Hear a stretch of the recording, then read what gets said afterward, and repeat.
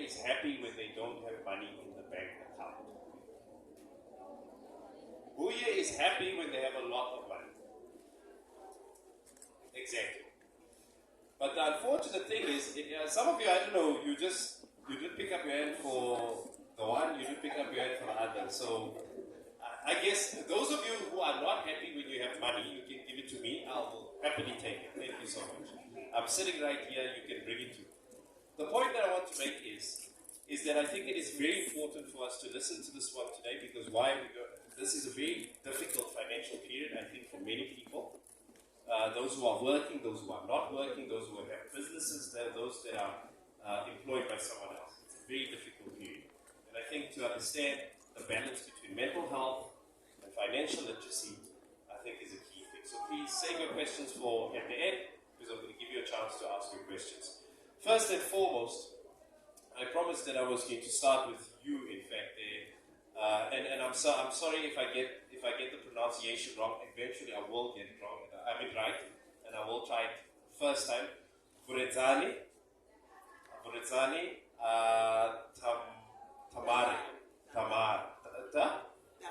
Tangare. I didn't see my own G there. We'll start with you, ma'am. Please tell us what you do and what it is that you want the audience to remember once they leave. Hi, good afternoon, everyone. Thank you for pronouncing my name right. I appreciate that. I call myself a mental health advocate. I am Mashudu's mom. And why is it important for you to know that I'm Mashudu's mom? I've authored a couple of books on mental health inspired by my daughter. One message really that I would wish everyone can walk away with today is that mental health is as important as physical health. I think we currently do not have enough words in our vocabulary. There is a need for mental health literacy, where we actually have words that we can use to express anxiety, to express if, for example, you're living with bipolar disorder or any type of mental disorder. My books are basically inspired by my daughter, who at the age of 7 attempted to take her own life. And since then up to now, she has attempted so many times. The last one being last year, October.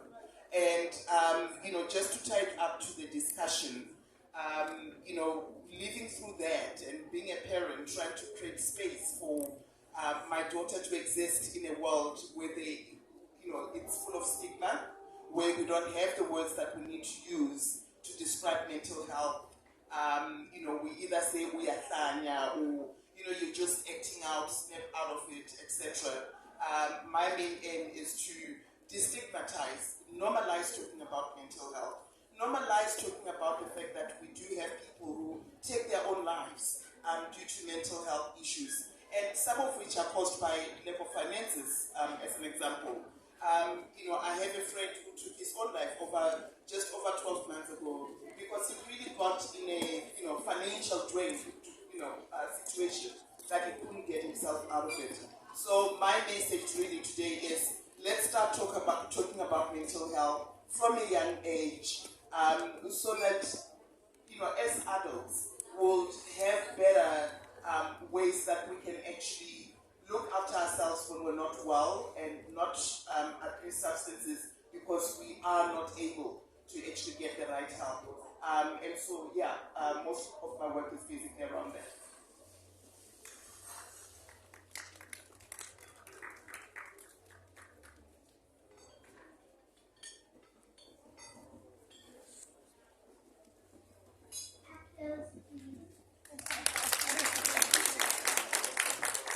I'm going to turn to you, Sibusiso, and please do give us an introduction. What is the one thing that you would like us to deal with here today?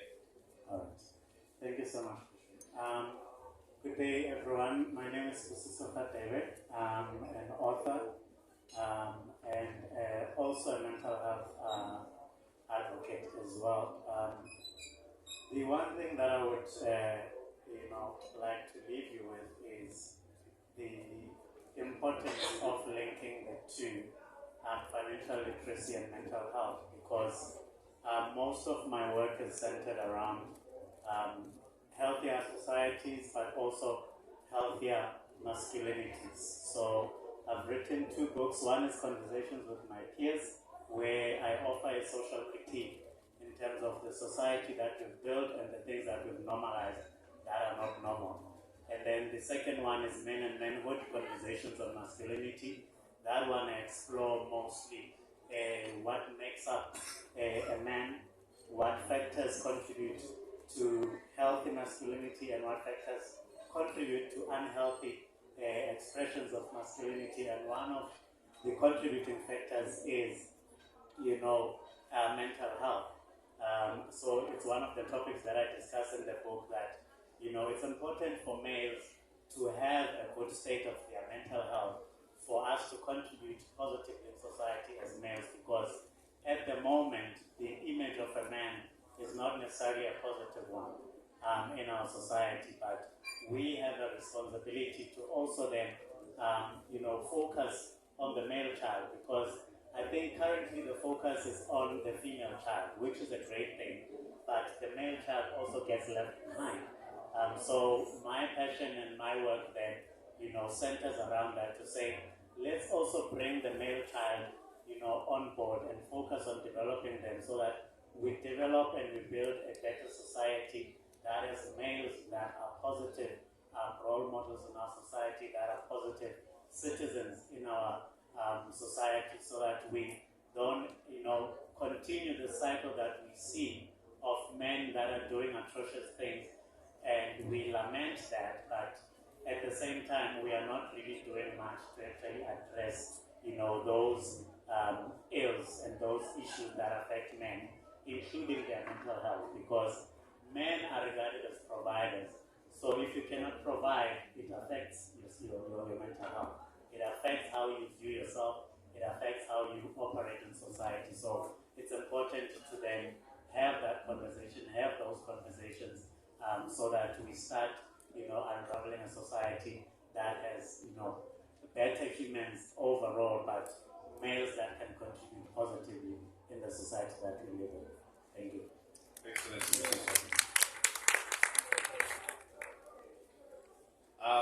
It already leads me to a question.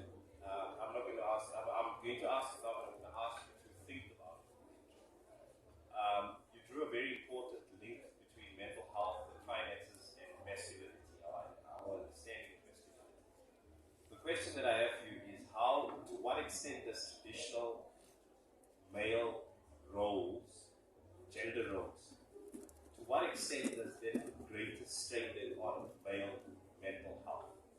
The reason why I'm asking that is because I think for many people here, I'm going to do a quick snap survey. How many of you, no judgment, please feel free to pick up your hand. I'm not going to make comments about it. How many of you feel that it's a male's responsibility to be the provider, full stop? Okay? So because of that I would say about at least 20% of the audience believes that. So how much of that then has had an impact on male mental health within this particular context? I want you to think about it. Come back to it. Up next, she's known as, her name is Jacqueline, but she's also known as Pastor Jackie. Pastor Jackie, the floor is yours for 5 minutes. Good afternoon, everyone. As you said, my name is Jacqueline Nongrata Onyepe, and I am here to share with us the message that I want each and every one of us to go with today is to say you are all seated here and you're gathered here because you are all powerful. And the women, I just want to say, you carry the womb, and that is method to all of us. I am a pastor. I run a program called I'm a visionary or a convener of Touch the Hem of His Garment and the Power of the Womb. How it started, it's because of my personal testimony, being a 10th and the last born of my mom, and a one-night stand product. So I'm not different from a child who's been, a mother has been raped. So my mother was engaged with a married man. And I came about and all the other children didn't have their fathers. They knew their fathers, they didn't know. I didn't know mine. So that became a pain of life that made me to become a bully at school, an intelligent child that the teachers can admire, but I was very bully. And I will beat you just for mentioning your father that they've done this or your dad without you talking. So that I grew up being a bitter child. And being a bitter child, thank God he found me. And today I'm involved in so many things. But one thing that I was angry at my father with all my heart, and that anger has affected too many destinies that I wounded. But I needed to go back and give my mother a chance of viewing. Why do I have this woman had to pass through what she has passed through? Why all the men had to dump her in her beauty, in her most beautiful figure, and all that? And I discovered that most of our mothers or our parents who are hiding things from your children, thinking that you are helping us, but yet your womb, whatever it is conceived, it will surely come out, and if you don't do it right, it will affect that child's destiny. So the reason of authoring this book touched the power of the womb. The womb, it's a character, it's having a character of giving life, and in giving life, what it develops, it multiplies. And what to multiply in hearts, the enviness, the rejections, the anger, the bitterness, this is what I want to talk about. How do you come out from it? And how can you help this person who's now having that mentally health and mentally financial health? And how have we exchanged the power of the authority in terms of really living our lives in our homes? So with that, ladies and gentlemen, fathers and mothers, we need to change by forgiving one another, and we need to change by understanding that you cannot step into your greater destiny of finances if you cannot make it right. Because that child in my primary using foster names was a head where your mom says to you, I'll beat you and I don't know where you're gonna go, because the rest of the people knows who their fathers is. I was not there. And some of us, maybe we are sitting in the audience, you are not telling your children who their father or their mother is, or you're staying in that marriage, but you are there with a bachelor's degree of MBA, married but available, or married but single. Those are the things that are causing financial breakdown and financial health, because there's no love. So I'm here to say, with that womb, come out after this session being healed by yourself and the words that will come from the panel.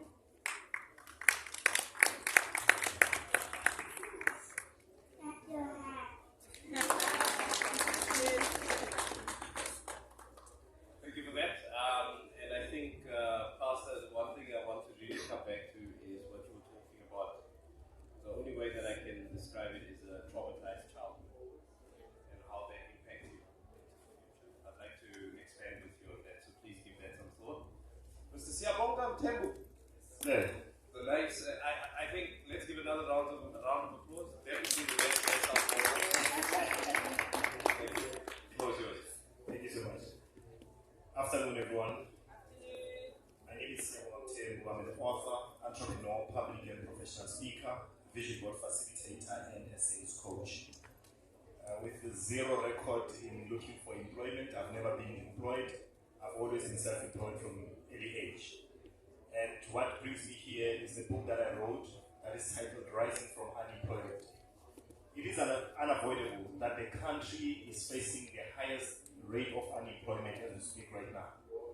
And from a childhood, I was called to help others become self-reliant. See, when I grew up from a home that his parents were entrepreneurial. So my dad had a tavern and my mother had a tire shop. So I would start helping at the tire shop. I started at age 7. At age 7, I would be of service there. And sometimes it used to pierce my heart when I see an elderly woman or an elderly man coming to buy, only to find that their money is not enough. Meaning they cannot afford the basics. And when I look at the root cause, it was the fact that they are unemployed. Now, that was back then. When in 2018, I started understanding certain concepts. There's a concept that caught my attention. And that concept was the concept of unemployment. At that time, unemployment was sitting on 26.7%. As we speak today, unemployment is over 40-something. Because when I did my research, I noticed that a lot of people are unemployed. But stats, they play with them, but obviously will fall into almost 40-something. Now, in writing this book, Rising from Unemployment, one thing that I wanted to share is the mindset shift that, according to my observation, as a person who's never been employed and I've always been self-employed, is because my mind was always focused on I need to create my own things. I need to be in a position where I create my own platforms. But that's not the same with everyone. There are a lot of people who cannot start a business. Even if you give them a business that is fully functional, they will not be able to maintain it. But now, what do we need in order for us to make sure that we open job opportunities? We need to upskill people. We need to make sure that people who are in the job market, they are skilled. And those who are going to entrepreneurship, we are not going to entrepreneurship with the business in CSR, but we're creating businesses that will take South Africa and put it in the global scale. Now, how does this tie to mental health and financial literacy? Most of us avoid the importance of learning about financial literacy when we don't have money coming in.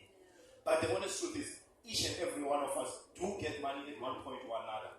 There are people whom I've heard when I was doing my research saying, I started my business with only 800 rand. There are some who started their businesses with only 10 rand. So, it is important for us to start learning how money works. When we understand how money works, we understand that it's not all about the money, but it's about the thinking. When the thinking is fixed, when the thinking is of abundance, we are in a position where we are able to grow. Now, when we are seated at townships, not employed, most people start going to some of the social ills that we are experiencing. Teenage pregnancy stem from that. Drug abuse stem from that. Alcohol abuse stem from that.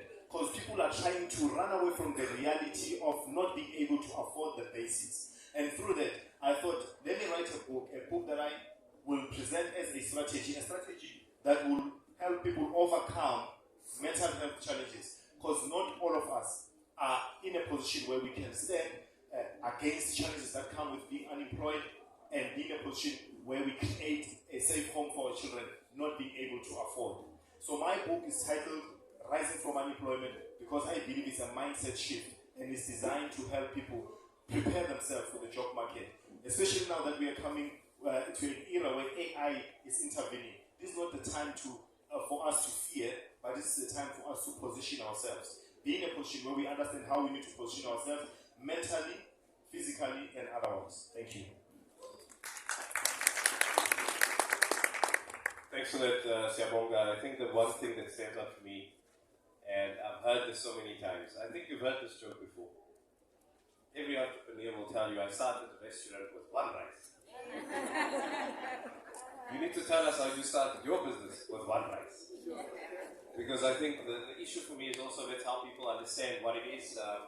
Because I think it's one thing to talk about financial literacy, and I know that you have a book, and I'm sure that a lot of your secrets are in that book. But the fact of the matter is, if we can share something with someone here today that they can take away with them and say, this helps me shift and rethink what it is. And you know what? Let me go get the rest of Siabonga's book so I can learn the rest. I think that all of you will agree with me that the left-hand side of this panel, they not that no, all of us are well dressed, don't get me wrong. But that is best dressed. Because now we're going far left. And Tari Manyonga. Thank you so much for that. Good afternoon, everyone. So my full name is Talents Tarsai Manyonga, but I love to shorten my second name, which is Tari. And I love calling myself Tari Remari. I'm that lady who reminds you that your money matters and you must be in charge of it. Professionally, I'm a management accountant, but when 2020 COVID hit, I came to the realization that we can't just rely on one source of income, so we need to think beyond even one source of income. That's when I founded my business, Stock Finances with Tari, where we just talk about reminding you that your money matters and you must always be mindful of how you use your money. Because many people, when we operate from the scarcity mindset, not realize that abundance is for everyone. Like abundance is our birthright. And as our topic today, it also touches on mental health. And we find that with most adults, most of the issues on mental health is because people we don't really know how to manage our money. So I'm here to advocate on that let's remind each other that our money matters and we must be in charge of it. One thing which I've realized is Africans, we have mastered the game of earning. We are good at making the money, but we don't know how to take care of our money. So with that, Jenny, when I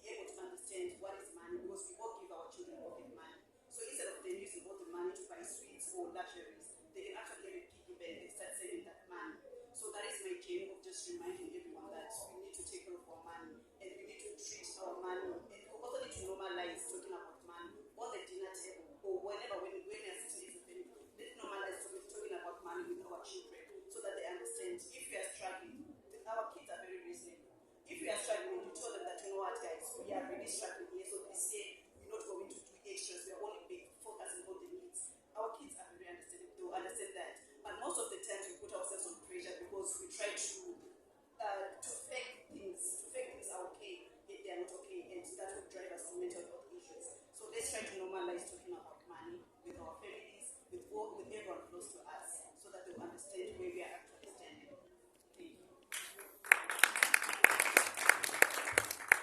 Well, Tari, I have good news for you. You definitely have a prospective client here, because I'd like to get that book so that my 8-year-old can understand that just because you have a 50 rand for touch shop on a Friday does not mean that you have to spend 50 rand.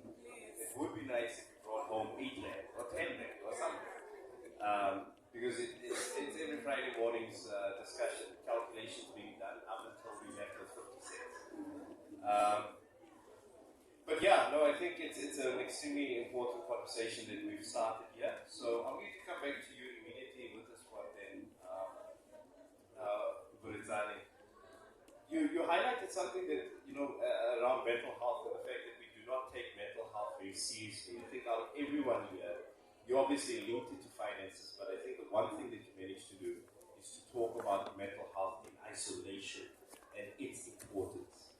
So my question then to you ultimately is this: I mean, how do we, as a society, how do we ultimately start moving towards having a better understanding of mental health? Because I'm a bit concerned with, as you said, let's be honest, I think even if we're in the year 2025, we've seen some progress, but we're still here. Pull yourself together. That one is just mad. And that's where we leave it. We're not actually trying to understand what is happening. And then last but not least, you mentioned that you had a friend who took his life due to his financial situation about a year ago.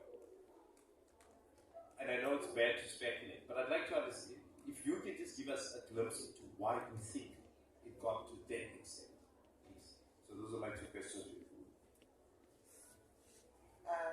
Thanks. I think starting with the first question, culturally, and I'm going to mention culturally because I've spoken to different people who look like me. It's not normal to talk about mental health. It's not only taboo, but if you're struggling with mental health or some type of mental health disorder, generally it's, have you gone and consulted with the ancestors, as an example, or go to church, go to this prophet, or that church, etc., or change your diet. I think there's lack of understanding when it comes to mental health. Mental health is the same as physical health, and I always use the example of diabetes.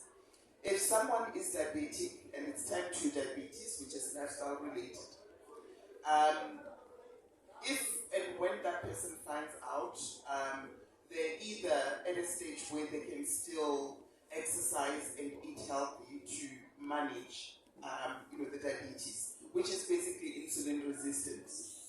And if that does not work, that person will go on medication so that they live, a healthy lifestyle, and maybe healthy in inverted commas, but they're able to have a good quality, of life.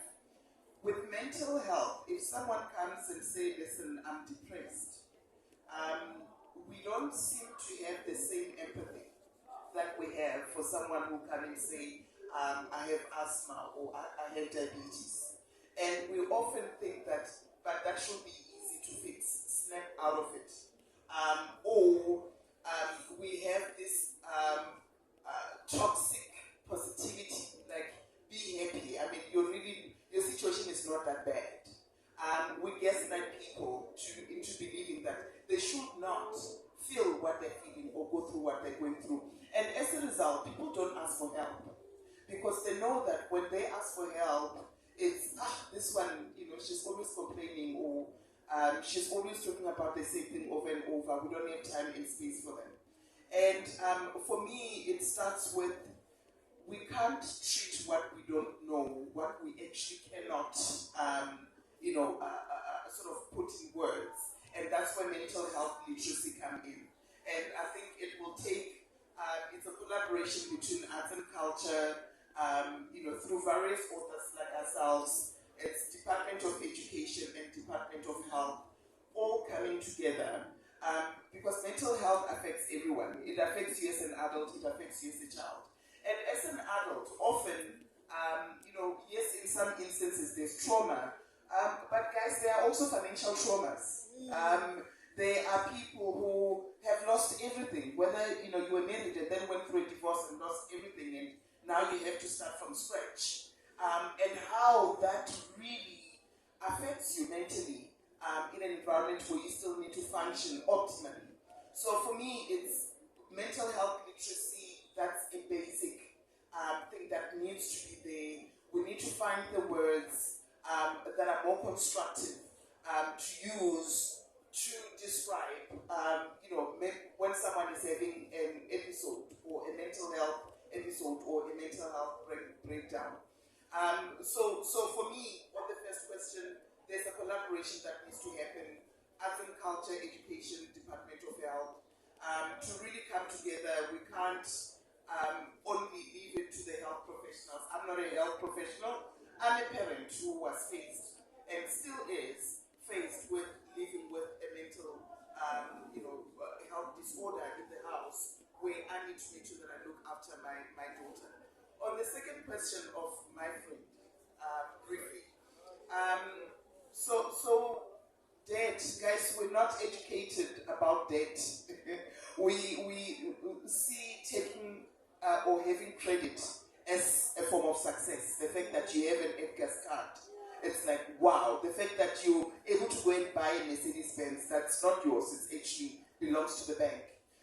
We're not taught enough about money, and also about debt and debt accumulation, and how that can actually snowball and affect you later on in life. And unfortunately, in some instances, there's no comeback from that. Thank you so much for that. And I think that also then relates back to the issue of financial literacy. Because there is no debt that you can't recover from. And sadly enough, there are many of our compatriots, some of them who have generational wealth that have been banked. Donald Trump has been bankrupted, I think, 3 or 4 times in his lifetime. And yet he's a billionaire too. So the point that I'm making is that I think having the literacy to understand it is what will help. I'm going to turn to you very quickly, Sibusiso, and I want to understand specifically the issue of, and you saw the hands that went up, 20% of this audience at least believe that it is the male's job to be the provider. What impact does that have on your mental health, particularly within a context where, I'm sorry, if I go back to where I grew up, the township where I grew up, unemployment largely impacts men, interestingly enough. Because it's the men sitting under the tree having a drink, while the women are the ones getting up in the mornings to go to ShopRite, nursing, whatever they do. So if they are supposed to be the providers and they're not able to be in that position, then surely that doesn't spell for great mental health. Maybe that's why they're sitting under the tree and having a drink. Sure. I was actually thinking about the very same thing, that the context of this country is that the largely affected population in our country is the male population in terms of unemployment and the dire situation of our economic situation in the country. So therefore, it means more than likely the unemployed person that we are talking about in the statistics that we are quoting is the male more than the female, regardless of whether they have a degree for that matter. Because you also have graduates that are sitting at home because of the unemployment rate that's in the country. Then you pair that with then the societal expectation for the male to be the provider, whereas the economic situation of the country is not affording them that ability to do that, then that hugely impacts your mental health. It hugely impacts your identity. It impacts also your self-image, because expected to be a provider and you cannot do that, and you have tied your identity also to that expectation, then it has potential to affect you in a way that you can basically be paralyzed to a point of then not even making any move to improve yourself from where you are.